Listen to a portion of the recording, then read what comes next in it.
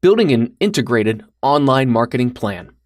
In this section, we're going to build around the 4 elements of a clear, integrated online marketing plan. The first of those elements is establishing a narrative. As a quick review, the 4 parts to a successful strategy are establishing a clear narrative, understanding the different channels and mediums available to your company, and then basing your interaction with customers and with people based on that medium. And then the final and most critical step is the planning of your interactions through those mediums in order to communicate your narrative. But we're going to focus on what the narrative is. You see, it's a difficult thing to get your arms around, establishing a clear narrative for your company. A narrative can be difficult to iron out, but ultimately what it is, it's a description of who your company is. What are you all about? What is the goal of the company? Obviously, most companies want to make money. Most companies want to be successful, but why? What is the driving force behind the success of the company? What are you trying to communicate to your customers or to your prospects that will make them want to do business with you rather than somebody else? One of my favorite examples of a narrative is a cigarette company based out of the United Kingdom called Death Cigarettes. Now, this was interesting because usually you don't want people to think about death. There are warnings on the sides of cigarette packets that tell people not to smoke. But here's a company that came out and not only said this is what type of cigarettes they are, Death Cigarettes, they took the warning labels to a whole nother level. Smoke more, die faster. Tobacco damages your health. Incorporating the whole idea of death around their cigarette.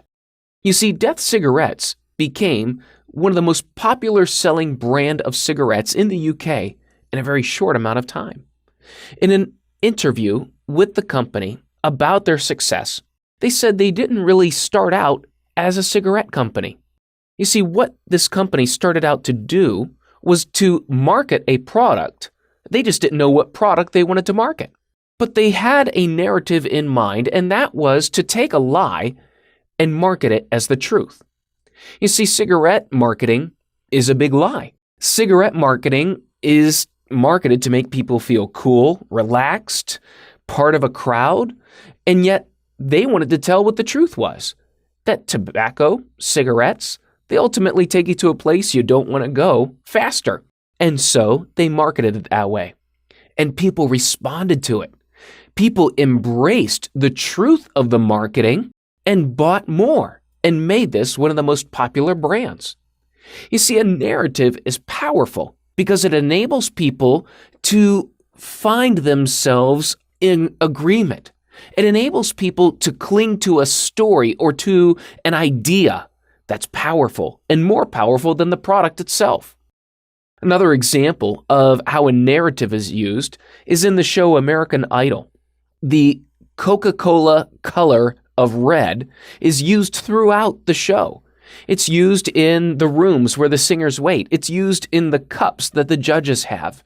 It's woven throughout the fabric of the show, making Coca-Cola the #1 recognized advertiser of that show because it's woven throughout the narrative.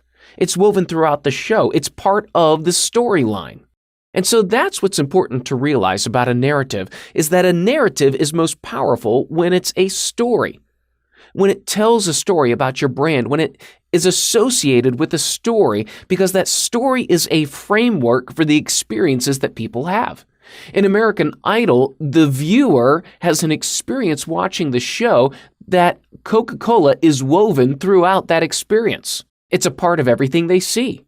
For Death Cigarettes, the framework for the experiences of a smoker is here's a company that's finally just telling the truth because all I want is a cigarette, and I don't want to feel guilty about it. They grew to popularity because of honesty. And so the brand narrative is a reflection of the total customer path.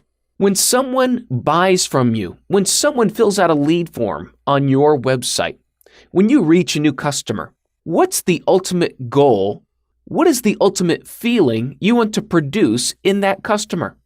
What do you want them to think or feel about your brand at the end of the transaction or throughout the customer life? That's the brand narrative. The way you want that customer to feel or perceive your brand at the end of doing business with you, that's your narrative.